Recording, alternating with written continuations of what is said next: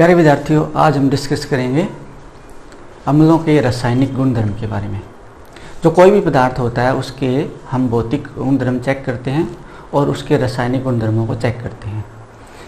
कोई पदार्थ जैसे कैसे उसका रंग कैसा है, वह स्वाद में कैसा है, क्या वह कुचालक है या सुचालक है, विद्युत का सुचालक है या कुचालक है, ऊष्मा का सुचालक है या कुचालक है, ये जो एस्पेक्ट है, ये जो गुणधर्म है, उनको हम बोलते हैं भौतिक गुणधर्म।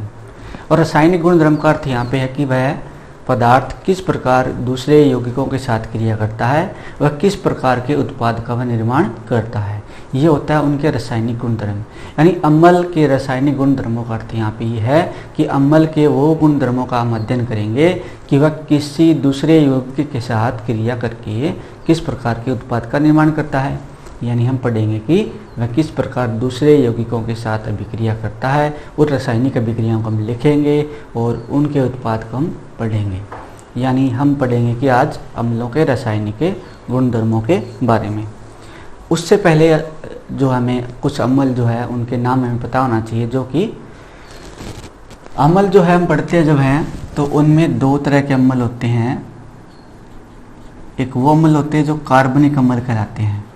कार्बनिक अम्ल जैसे हमने जो पिछली वीडियो हमने डिस्कस किया था, जो भी मैंने नींबू के अंदर जैसे बताया था कि नींबू के अंदर सिट्रिक अम्ल होता है, दही के अंदर जो होता है लैक्टिक अम्ल होता है, टमाटर में ऑक्जेलिक अम्ल होता है, इमली में टार्टरिक अम्ल होता है।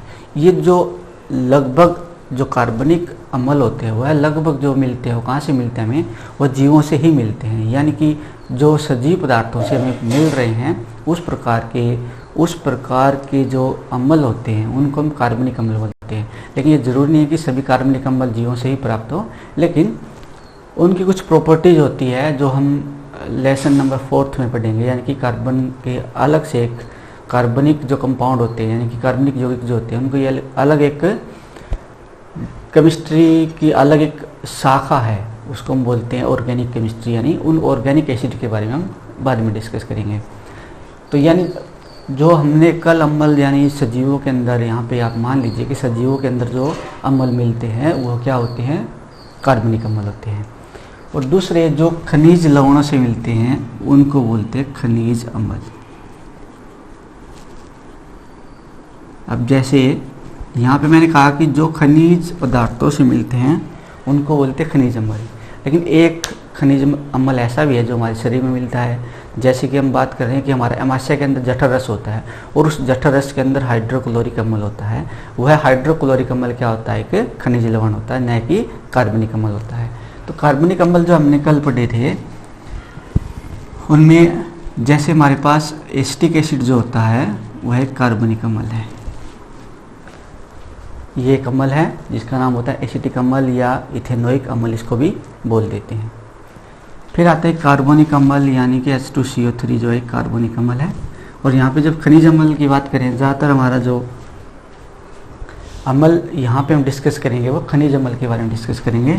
पहला होता है HCl यानी कि हाइड्रोक्लोरिक अम्ल, दूसरा H2SO4 यानी कि ये होता है सल्फ्यूरिक अम्ल, गंधक अम्ल भी बोल देते इसको। और उसके बाद आता है HNO3 और इसको बोलते हैं नाइट्रिक अम्ल। इसका नाम है हाइड्रोक्लोरिक अम्ल, इसका नाम सल्फ्यूरिक अम्ल, इसका नाम होता है नाइट्रिक अम्ल। ये खनिज अम्ल होते हैं, इनके बारे में डिस्कस करेंगे। यानी इनकी प्रॉपर्टीज़ के बारे में आज डिस्कस करेंगे कि ये जो अम्ल है वह किस प्रकार दूसरे यौगिकों के साथ या दूसरे तत्वों के साथ किस प्रकार ये अभिक्रिया करते हैं। यहाँ पे एक चीज़ आपको जानना है कि अगर मैं किसी अम्ल के H को यहाँ, जैसे H यहाँ पे लिखता हूँ मैं, हमने क्या देखा इन सब के अंदर कॉमन क्या है, एक H यहाँ पे है, यहाँ पर भी H है, इसके पास भी H है और यहाँ पर भी H है। ये जो H है और यहाँ पे भी क्या एक H ये है। इन सभी अम्ल के अंदर एक चीज़ कॉमन कौन सी है, H इनमें कॉमन होता है। तो यहाँ पे अगर मैं इस H को रिप्लेस करता हूँ किसी दूसरे धातु के साथ, यानी अगर हम किसी अम्ल के H को हटा करके वहाँ पे धातु रख देते हैं तो वह लवण कहलाता है। जैसे कि मैंने HCl कहा, तो HCl में अगर मैं यहाँ पे H को हटा करके H के स्थान पे सोडियम लिख देता हूँ, जैसे सोडियम धातु होती है तो यह हुआ सोडियम क्लोराइड और ये क्या है कि लवण है। यानी आप जान लीजिए कि लवण क्या होते हैं। लवण जो होते हैं, अम्ल में अगर हम हाइड्रोजन को रिप्लेस करके किसी धातु को रख देते हैं तो हमारे पास जो प्रोडक्ट आता है वह क्या होता है, एक लवण होता है। जैसे यहाँ पे अगर बात करें H2, H की जगह मैं यहाँ पे कैल्शियम रख देता हूँ मान लीजिए, तो ये बन गया कैल्शियम सल्फेट, यानी ये भी क्या एक लवण है। यहाँ पे मैं सोडियम भी रख सकता था, सोडियम रखने से क्या मिलता है हमें, सोडियम सल्फेट, तो ये भी क्या एक अम्ल, ये भी क्या एक लवण है। HNO3, जैसे कि HNO3 में H की जगह मैं Zn रख देता हूँ, जिंक रख देता हूँ, जिंक की वैलेंसी 2 होती है तो यहाँ पे ZnNO3 ट्वाइस बनेगा, तो ये क्या हुआ, ये भी क्या एक लवण है। तो अब लवण यानी कि हमारी जो अभिक्रियाओं में जो है ये शब्द बार बार रिपीट होगा, लवण जो है शब्द जो है बार बार रिपीट होगा। तो आपको ये देखना है कि लवण होते क्या हैं। लवण बेसिकली आज समझ लीजिए कि जो अम्ल होते हैं और अम्ल में जो H होता है, और H को अगर रिप्लेस कर देते हैं किसी धातु के साथ, तब उसको हम क्या बोलने लग जाएंगे, लवण बोलने लग जाएंगे। जैसे सोडियम क्लोराइड एक लवण है, कैल्शियम सल्फेट एक लवण है, सोडियम सल्फेट एक लवण है, जिंक जो है, जिंक नाइट्रेट भी क्या एक लवण है। बहुत से लवण हमारे आसपास दैनिक जीवन में है। जैसे कि सोडियम क्लोराइड आपने देखा होगा कि कहाँ पे मिलता है हमें, घरों में जो नमक हम यूज करते हैं उसका फार्मूला क्या आता है, सोडियम क्लोराइड, यानी ये जो घर में हम कॉमन साल्ट जो यूज करते हैं, साधारण नमक जो होता है उसका फार्मूला यहाँ पे। तो इस तरह से हम क्या देखते हैं कि लवण जो होते हैं वो क्या होते हैं कि अगर हम अम्ल में H को रिप्लेस करते हैं किसी धातु के साथ तो वह क्या कहलाता है, लवण कहलाता है। अब इस शब्द का बार बार रिपीट होना, इसलिए मैंने आपको पहले बता दिया कि लवण क्या होते हैं। एक प्रॉपर्टी जो है हाइड्रोजन जो सब में होता है इन अम्लों के अंदर, उनमें आप इसके बारे में हम अगले वीडियो में डिस्कस करेंगे। लेकिन आप ये समझ लीजिए कि कोई भी अम्ल होता है उससे हाइड्रोजन टूट सकता है इस तरीके से, यानी हाइड्रोजन यहाँ से टूट सकता है।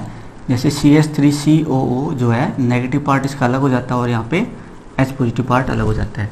आप एक बार इसको ये ध्यान रख लीजिए कि यहाँ से H अलग हो सकता है, यहाँ से H और Cl अलग हो सकते हैं, यहाँ पे H और SO4 अलग हो सकते हैं, उसी प्रकार H और नाइट्रेट आयन जो है अलग हो सकता है। तो आप अम्ल के बारे में एक बार ये ध्यान रख लीजिए कि यहाँ पे H को हम जो है ना क्या कर सकते हैं, हटा सकते हैं। यानी अगर हम कोई भी रिएक्शन करवा रहे हैं किसी सॉल्यूशन के अंदर या विलयन के अंदर, तो क्या होता है ये H वहाँ से अलग हो जाते हैं। तो इस प्रकार हम आसानी से इन अभिक्रियाओं को पढ़ सकते हैं। तो सबसे पहले जो प्रक्रिया आती है वह होती है अम्ल की धातु से अभिक्रिया। देखिए, धातु जब किसी अम्ल के साथ अभिक्रिया करती है तब किसका निर्माण करती है, लवण व हाइड्रोजन गैस का निर्माण करती है। यहाँ पे जैसे हमने देखा कि इस अभिक्रिया के अंदर धातु जो होती है वह अभिक्रिया करती है किसके साथ, अम्ल के साथ। और अम्ल हमने कौन सा यूज किया है, जैसे कि जिंक क्या होती है, एक धातु होती है, रिएक्टिव मेटल है, और उसके साथ जब हम डालते हैं उसके अंदर कौन सा, H2SO4, तब हमारे पास जो प्रोडक्ट आता है zinc sulphate plus hydrogen gas होता है। यानी कोई भी धातु जो अम्ल के साथ अभिक्रिया जब करती है तो क्या होता है कि वहाँ पे निर्माण होता है लवण व हाइड्रोजन गैस का। अब जैसे देखिए हमने अभी तक ये किया कि लवण का निर्माण होता है, और अभी हमने थोड़ी देर पहले लवण क्या होते हैं, लवण क्या होते हैं, देखो बेटा, लवण होते हैं कि यहाँ पे हम H को रिप्लेस करते किसके साथ, किसी धातु के साथ। और किस धातु के साथ अभिक्रिया हो रही है, Zn के साथ। तो हम क्या करेंगे, किसके साथ रिप्लेस करेंगे, रिप्लेस करेंगे हम Zn के साथ। तो यानी कि हमारे पास आएगा ZnSO4 प्लस पीछे अगर हमने अम्ल के बारे में पढ़ा था कि वह क्या होता है, जब भी किसी के साथ रिएक्ट करते हैं तो वो ये जो पार्ट उसका अलग हो जाता है, यानी ये पार्ट अलग हो जाता है इस तरीके से। तो हमारे पास जो निर्माण होता है किसका होता है, वह निर्माण होता है हाइड्रोजन गैस का। जैसे कि हमने यहाँ पे देखिए, हमने मान लीजिए इसके अंदर लिया है H2SO4 अम्ल, सल्फ्यूरिक अम्ल इसके अंदर, और ये हमने यहाँ पे छोटे छोटे टुकड़े डाले हुए हैं किसके, जिंक के। जैसे ये अभिक्रिया होती है तो वैसे क्या हुआ, इससे हाइड्रोजन गैस निर्माण होकर के कहाँ से, इस पाइप के द्वारा या इस नली के द्वारा क्या होती है, इसमें जाएगी। और यहाँ पे हम क्या डालते हैं, यहाँ पे हम साबुन का पानी रखते हैं। अब साबुन का पानी क्यों रखते हैं, क्योंकि हाइड्रोजन गैस क्या होती है, वायु से हल्की होती है। अगर हम सिंपल उसको पानी में रखते हैं तो वह उड़ जाएगी। और यहाँ पे अगर मैं यहाँ पे साबुन के पानी में उसको रखता हूँ तो उस हाइड्रोजन गैस के बुलबुले यहाँ पर बन जाते हैं साबुन के साथ मिल करके। यहाँ पे हाइड्रोजन गैस के क्या बनते हैं, बुलबुले बनते हैं। फिर इस हाइड्रोजन गैस की पहचान क्या है कि किस तरह इसको पहचाना जाए कि ये हाइड्रोजन गैस है। तब हम क्या करते हैं, जैसे मैं इसके पास एक क्या लेके आता हूँ, मैं कैंडल लेके आता हूँ। क्या लेके आता हूँ? कैंडल। तो यहाँ पे जो कैंडल होती है वो यानी कि मोमबत्ती जो होती है, जैसे इस हाइड्रोजन के संपर्क में आती है, हाइड्रोजन गैस का क्या होता है कि वो एकदम से जलती है, तो वह फट की ध्वनि से जलती है, यानी कि फट की ध्वनि के साथ जलेगी, या इसको हम बोलते हैं पॉप ध्वनि। पॉप ध्वनि, जैसे कि आपने पॉप ऑफ जो छोटे बच्चों के लिए पटाखे आते हैं वो आपने देखा होगा किस प्रकार की ध्वनि करते हैं, तो उसी तरह की ध्वनि यहाँ पे पैदा होती है। जैसे वहाँ पे हम पॉप ऑफ बोलते हैं, यहाँ पे क्या है? पॉप ध्वनि बोल देते हैं, यानी कि फटकी ध्वनि बोलते हैं। तो ये हुआ हमारे पास अम्ल की धातु से क्रिया। अब यहाँ पे एक चीज़ ध्यान देने योग्य है कि हमने दोनों अभिक्रियाएं जो है, एक अभिक्रिया हमने करवाई किसके साथ? H2SO4 के साथ, दूसरी अभिक्रिया करवाई HCl के साथ। तो अगर मैं यही रिएक्शन करवाता हूँ किसके साथ? HNO3 के साथ, यानी कि हम रिएक्शन करवाने किसके साथ थे? नाइट्रिक अम्ल के साथ। तो नाइट्रिक अम्ल के साथ अभिक्रिया का जब धातु करती है, यहाँ पे आपको जरूर ध्यान देने की बात है कि जब भी कोई धातु नाइट्रिक अम्ल के साथ किसके साथ अभिक्रिया करती है? नाइट्रिक अम्ल। और जब नाइट्रिक अम्ल के साथ अभिक्रिया करती है तो यहाँ पे हाइड्रोजन गैस का निर्माण नहीं होता, बल्कि किसका निर्माण होता है? H2O का, प्लस ऑक्साइड किसके? नाइट्रोजन के ऑक्साइड, नाइट्रोजन के ऑक्साइड। अब आपका क्वेश्चन होगा कि ऐसा क्यों होता है? ऐसा इसलिए होता है क्योंकि जो HNO3 होता है, HNO3 एक परबल उपचायक है। क्या है? एक परबल उपचायक। अब उपचायक क्या होते हैं? जैसे आपने फर्स्ट लेसन में शब्द आया उपचयन, यानी कि जो दूसरे का उपचयन करता है उसको बोलते हैं उपचायक। उपचयन का अर्थ होता है उपचयन होना, यानी ऑक्सीजन का जुड़ना। तो यहाँ पे उपचायक क्या होता है? उपचायक होता है जो किसी दूसरे को क्या प्रदान करे? ऑक्सीजन प्रदान करता हो, यानी इसका खुद का क्या हो जाता है? इसका अपचयन होता है और ये दूसरे को क्या करता है? उपचयित कर देता है, यानी दूसरे का क्या करेगा? उपचयन करेगा। जैसे इसमें देखिए, यहाँ पे हमारे पास अगर ये नाइट्रिक अम्ल नहीं होता तब निर्माण किसका हो रहा था? H का, यानी H2 गैस का। लेकिन HNO3 का एक प्रबल उपचायक है, वो क्या करेगा? किसी दूसरे के साथ ऑक्सीजन को जोड़ देगा। यानी हम क्या करते हैं, इसको अगर यहाँ पे ऑक्सीजन जोड़ देता हूँ तब क्या बन जाता है? ये जल। यानी क्या होगा कि जब भी धातु नाइट्रिक अम्ल के साथ क्रिया करती है तब हाइड्रोजन गैस का निर्माण नहीं होता, बल्कि जल का निर्माण होता है, लवण व जल का निर्माण होता है। क्योंकि HNO3 यानी कि नाइट्रिक अम्ल एक परबल उपचायक होता है और वह क्या करता है? उस हाइड्रोजन गैस का क्या कर देता है? उपचयन कर देता है और खुद अपचयित होकर के नाइट्रोजन के ऑक्साइड में परिवर्तित हो जाता है। ठीक है, तो यहाँ पे क्या होता है कि जैसे कि यहाँ पे Zn हमने धातु ली और इसमें डाला हमने HNO3, और जैसे यहाँ पे जो फॉर्मेशन होगा और किसका होगा? लवण का। लवण तो हमें पता है, लवण यहाँ पे कौन सा बनाना है? लवण हमने बताया था कि अगर हम अम्ल में H को उठा करके धातु को रिप्लेस करते हैं तब क्या होता है? वो लवण कहलाता है। तो यहाँ पे हमारे पास होगा Zn और NO3। अब यहाँ पे NO3 के ऊपर चार्ज होता है -1, Zn के ऊपर चार्ज होता है +2, इसलिए यहाँ पे फार्मूला बनेगा ZnO3 ट्वाइस। ठीक है, ये फार्मूला होगा जिंक नाइट्रेट का। प्लस कौन सी गैस उत्पन्न होनी चाहिए थी? Hydrogen gas. लेकिन HNO3 का एक परबल उपचायक है, इसलिए वहाँ पे निर्माण होगा किसका?